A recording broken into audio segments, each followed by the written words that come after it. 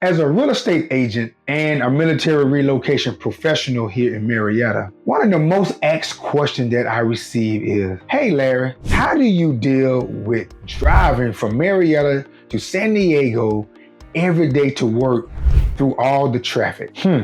That's a great question. So on today, I'm going to be discussing the impact of population growth on traffic patterns that we have in Temecula and Murrieta. Once again, my name is Larry. I'm an active duty service member. I'm also a military relocation professional, and I'm your local realtor here in Murrieta. So I'm going to be talking about the intricate relationship between population growth and some of the traffic congestion that we have in Murrieta and Temecula.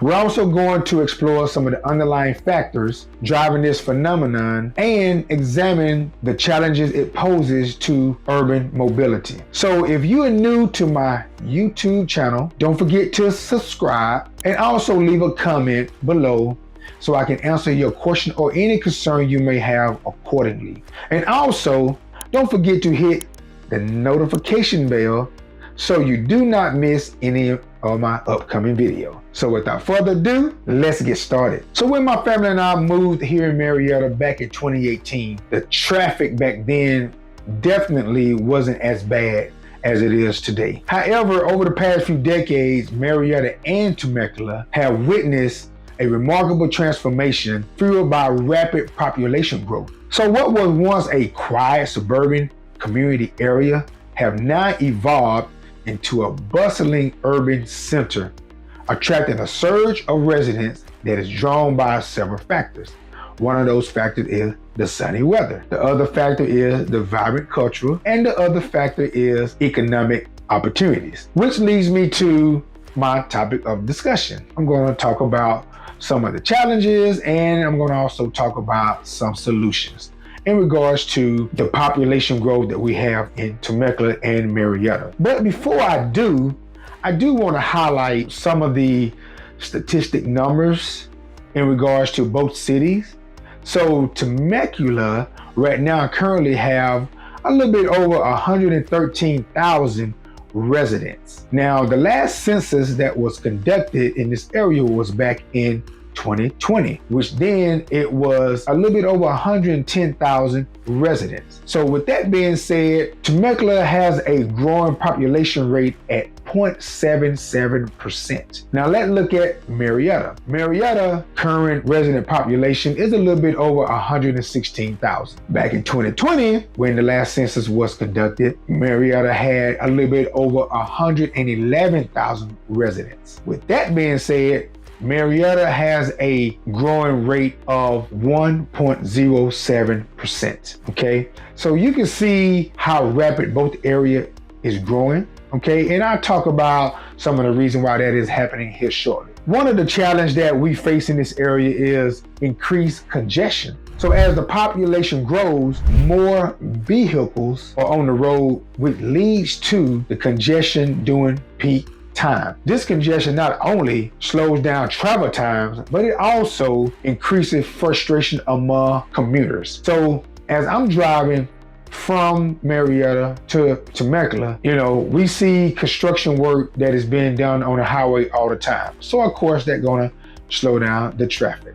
One of the other issue is the infrastructure strain, work that is being done on the highway. Okay, there's work being done from the time we hit Temecula all the way up until we hit the latter end of Escondido area. So there's infrastructure work that is always being done on the highway in regards to trying to make the traffic less. Okay, so hopefully within the very near future that we will see less traffic in regards to traveling from Murrieta to San Diego. So one of the other challenges that I've noticed is the infrastructure development, aka housing. So the pace of housing development have definitely dictated the rate at which transportation infrastructure is expanded in this area. Also, the housing growth has outpaced the infrastructure development, which in turns mean that they are definitely building more houses in Murrieta and Temecula. The infrastructure is not designed to actually keep up with the amount of residents that have migrated to this area. That is a huge concern and one of the main reasons why we have a lot of traffic in this area. And also the reason why they're doing construction work to try to help mitigate that issue. So with that being said, how do current residents and new homeowners overcome these challenges? So please leave your thoughts and comments in the box below.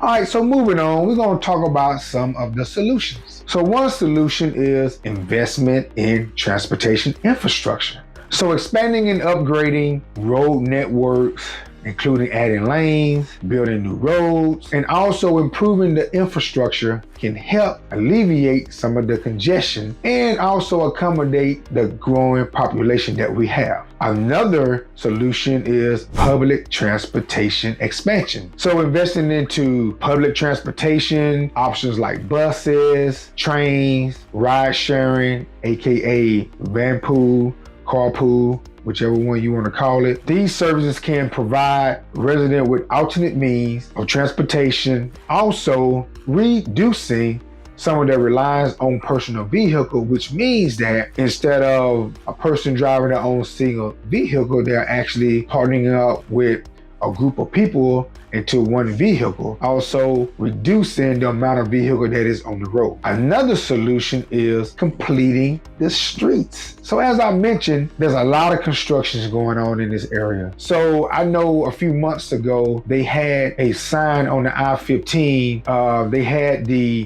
date of completion on the sign of when they're gonna finish up the construction in that area. As time drew closer to that timeline, guess what happened? That date got pushed out further to the right. So roughly about maybe 3 or 4 months, past that initial date. So when it came time for that second date, guess what happened? They removed that, and then there was no other new date put in place. They complete the construction on time, then that will also help mitigate some of the congestion that we have in this area. Another solution is affordable housing policy. So implementing policies and incentives to promote the construction of affordable housing units within the city limit or in close proximity to employment centers. This will also help the urban areas because it'll help shorten the commute time, which means that the mitigating traffic congestion by allowing more residents to live closer to where they actually work. This is put into place. This will definitely help the commute time, alleviate some of the congestion that we have on the road. The housing market in Murrieta and Temecula plays a crucial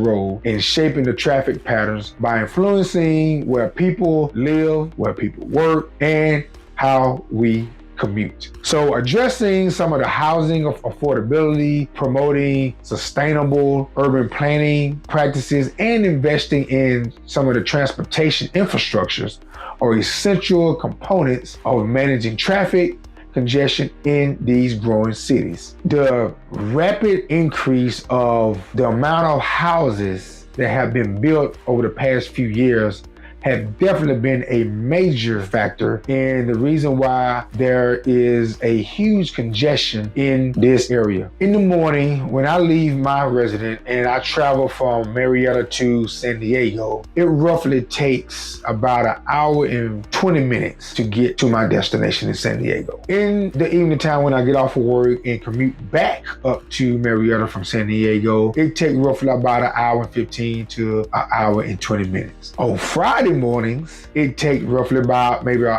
hour and 5 minutes. So I understand there's people that RDO and then there are people that do telework. My issue with that is in the evening time when we do come home from that Friday afternoon commute, there'll be traffic. So I'm like, where are these people coming from? I don't see them in the morning, but I see the traffic in the afternoon. But again, it's about an hour and probably 20 or 25 minutes. With that being said, to each his own, whether if you want to make that commute from Murrieta/Temecula to San Diego, then it's totally up to you. I don't mind doing it. And the reason why I don't mind doing it is because it gives me time to decompress when I leave work and come home, and it also a nice scenic view. It's a nice drive. To me, it's worth it, but to each his own. Again, my name is Larry. I'm an active duty service member. I'm a military relocation professional, and I'm your local realtor here in Murrieta and surrounding cities. If you have any questions or comment about anything that was discussed in today's video, or a question about buying a home, selling a home, or relocating to another area, then please contact me. I got you. My information is below in this video in the description box. And please don't forget to leave a like and subscribe to my YouTube channel. Also, don't forget to hit the notification bell so you do not miss out on any of my future videos. Until next time, take care, and I'll see you on the next one. LG out.